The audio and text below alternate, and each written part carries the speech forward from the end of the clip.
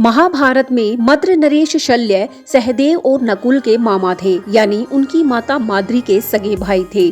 दरअसल महाभारत युद्ध शुरू होने से पहले दुर्योधन ने कूटनीति का सहारा लेकर उन्हें अपने पक्ष में कर लिया था और हस्तिनापुर के प्रति उनका कर्तव्य बताकर उन्हें कौरवों की ओर से लड़ने के लिए मजबूर किया। क्योंकि मद्र नरेश ने दुर्योधन का नमक खा लिया था, इसलिए वो चाहकर भी पांडवों की ओर से युद्ध नहीं कर पाए। उन्होंने दुर्योधन से कहा कि तुम मुझसे क्या चाहते हो। तब दुर्योधन ने यही कहा था कि आप हमारी ओर से युद्ध लड़ें। तब मद्र नरेश ने ये साफ कर दिया था कि वो प्रत्यक्ष रूप से युद्ध नहीं करेंगे। तब कर्ण ने उनसे कहा था तो आप मेरे सारथी बन जाएं, क्योंकि जैसे अर्जुन के पास श्री कृष्ण जैसा सारथी है तो मुझे भी ऐसा ही निपुण सारथी चाहिए। आप मेरी प्रार्थना स्वीकार करें ताकि मैं भी युद्ध में अच्छा प्रदर्शन कर सकूं।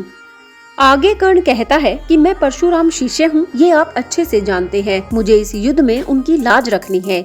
मैं ये नहीं चाहता कि इतिहास कहे कि द्रोण शिष्य अर्जुन परशुराम शिष्य कर्ण से सर्वश्रेष्ठ है। धनुष मेरे पास भी है और धनुष अर्जुन के पास भी है। युद्ध में वो भी निपुण है और मैं भी, किंतु उसके पास वासुदेव जैसा सारथी है, लेकिन वैसा सारथी मेरे पास नहीं है।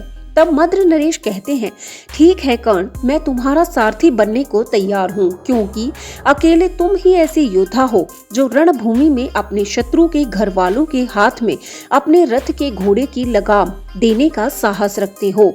लेकिन इसके साथ ही मद्र नरेश ने कर्ण के समक्ष एक शर्त रख दी।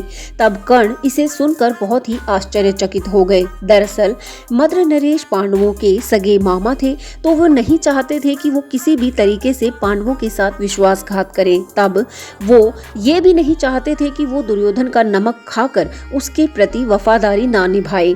अब शल्य ने ये साफ कर दिया कि कर्ण, मैं तुम्हारा सिर्फ सारथी बनूंगा, मैं ना तुम्हें मार्गदर्शन दूंगा और जब तक हो सकेगा मैं तुम्हारे मनोबल को गिराने का ही प्रयास करूंगा, क्योंकि पांडव मेरे प्रिय हैं और मैं उनके प्रति अपनी वफादारी किसी न किसी तरीके से निभाऊंगा। तब कर्ण ये सुनकर और भी आश्चर्यचकित हो जाते हैं, लेकिन कर्ण को उस समय एक कुशल सारथी की आवश्यकता थी, इसलिए वो उनकी सभी शर्तों को मान लेते हैं और मद्र नरेश महाभारत युद्ध में कर्ण के सारथी बनते हैं। लेकिन जब अर्जुन धोखे से कर्ण का वध कर देते हैं, तब मद्र नरेश कर्ण का पक्ष लेने से भी पीछे नहीं हटते। वो इस कार्य के लिए अर्जुन की कड़ी आलोचना करते हैं।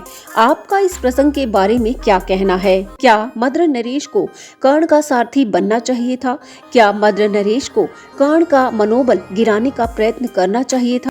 क्या मद्र नरेश को दुर्योधन का प्रस्ताव स्वीकार करना चाहिए था?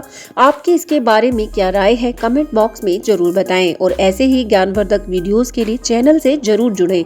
इसे सब्सक्राइब जरूर करें। यहाँ तक वीडियो देखने के लिए बहुत बहुत धन्यवाद। जय श्री कृष्णा।